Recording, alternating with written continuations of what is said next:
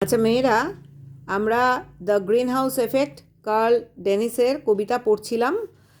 এর আগের ভিডিওতে আমরা যুক্তরাষ্ট্রীয় ভবনগুলোকে মেরামত করার জন্য আমাদের কিভাবে নিজেদেরই রাজমিস্ত্রির কৌশল অবলম্বন করে এগুলো সারাই করতে হবে সেই পর্যন্ত পড়েছিলাম। তারপরের থেকে দেখো, if we don't want the place to fall like temples in Rome, আমরা যদি না চাই যে এই সমস্ত জায়গাগুলোর পতন ঘটুক, ঠিক যেরকম রোমান সাম্রাজ্যের পতন ঘটেছিল।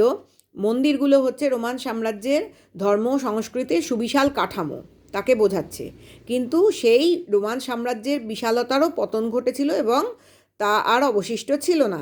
এই মন্দিরগুলো সবই ধ্বংসস্তূপে পরিণত হয়েছিল এবং রয়ে গেছিল ধ্বংসস্তূপ হিসেবেই।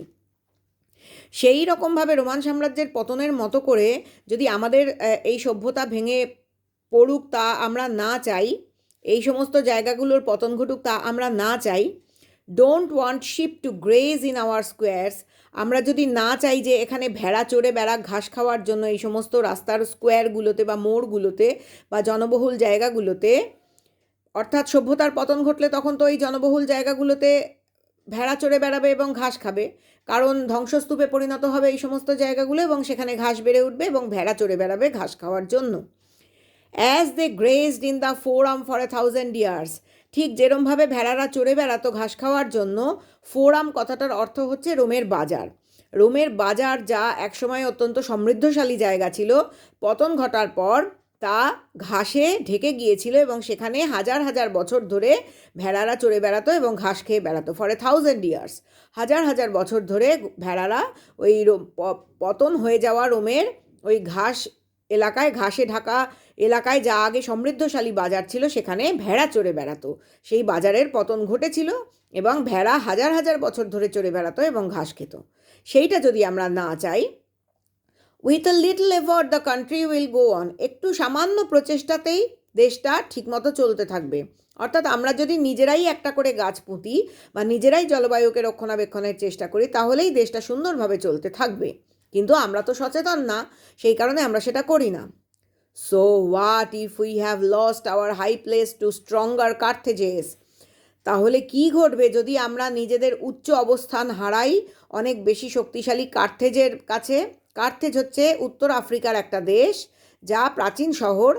দেখো তলায় তোমাদের এখানে দেয়া আছে an ancient city in north Africa, উত্তর আফ্রিকার একটি প্রাচীন শহর। দ্যাট ওয়াজ ফাউন্ডেড বাই ফিনিশিয়ান্স, যেটা প্রতিষ্ঠা করেছিল ফিনিশিয়ান্সরা 800 খ্রিস্টপূর্বাব্দে। One of the most important trading hubs, অনেকগুলো ব্যবসায়ী কেন্দ্রের একটা গুরুত্বপূর্ণ ব্যবসায়ী কেন্দ্র ছিল এই কার্থেজ। তো এই অনেক বেশি শক্তিশালী কার্থেজের কাছে আমরা যদি নিজেদের উচ্চ অবস্থান হারিয়ে ফেলি, কারণ ওরা অনেক বেশি শক্তিশালী হয়ে উঠবে, ওরা তো জানে জলবায়ুকে রক্ষা করতে হবে, তাই ওরা জলবায়ুকে রক্ষা করে শুধুমাত্র ব্যবসার মাধ্যমে নিজেদের অবস্থান অনেক বেশি উঁচু জায়গায় নিয়ে যায় যদি, এবং আমরা যদি আমাদের উচ্চ অবস্থান তাদের কাছে হারাই, হুজ ফার ফ্লাং ফ্লিটস, যাদের দূর দূরান্ত ঘুরে বেড়ানো নৌবহর বা নৌবাহিনী, উইল বি লোডেড, নৌবাহিনী সেগুলো যদি ভরে ওঠে, উইথ মার্চেন্ডাইজ, অর্থাৎ বিভিন্ন জিনিসপত্রে বা বিভিন্ন কেনাবেচার সামগ্রী বা মালপত্রে ভরে ওঠে, কারণ তারা সারা পৃথিবী জুড়ে তাদের নৌবাহিনী নিয়ে ঘুরে বেড়ায়, নৌবহর নিয়ে ঘুরে বেড়ায়, যেখানে সমস্ত বড় বড় জাহাজ থাকে এবং তাতে তাদের জিনিসপত্র থাকে, যেগুলো তারা বিভিন্ন দেশে বিক্রি করে টাকা উপার্জন করে। অর্থাৎ, এবং সেই জিনিসপত্রগুলো কেমন? চিপার দ্যান আওয়ার্স, আমাদের জিনিসপত্রের থেকে অনেক সস্তা। তার ফলে সেগুলো চিপার বলতে এখানে যেটা বোঝানো হয়েছে, যে কার্থেজের যে নৌবহর তাতে যে জিনিসপত্র থাকবে সেগুলো যেহেতু আমাদের থেকে সস্তা, সুতরাং সারা পৃথিবীতে তার ডিম্যান্ড অনেক বেশি থাকবে, সেগুলোর আকর্ষণ অনেক বেশি থাকবে এবং সেগুলোই সারা পৃথিবীতে চাহিদা নিয়ে বিক্রি হবে। অর্থাৎ সারা পৃথিবীর চাহিদা থাকবে সস্তা জিনিসপত্র কেনার, সুতরাং তারা আমাদের থেকে অনেক বেশি উচ্চ অবস্থানে পৌঁছে যাবে। We will be glad to watch from the beach, আমরা তখনও আনন্দিতই হতে থাকবো, সমুদ্র তীর থেকে দেখতেই থাকবো।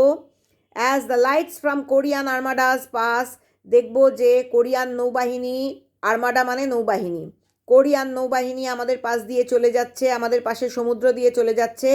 On their endless patrols around the world, তাদের নজরদারির জন্য ঘুরে বেড়ানো সারা পৃথিবী জুড়ে চলতেই থাকবে, যার কোনো শেষ নেই।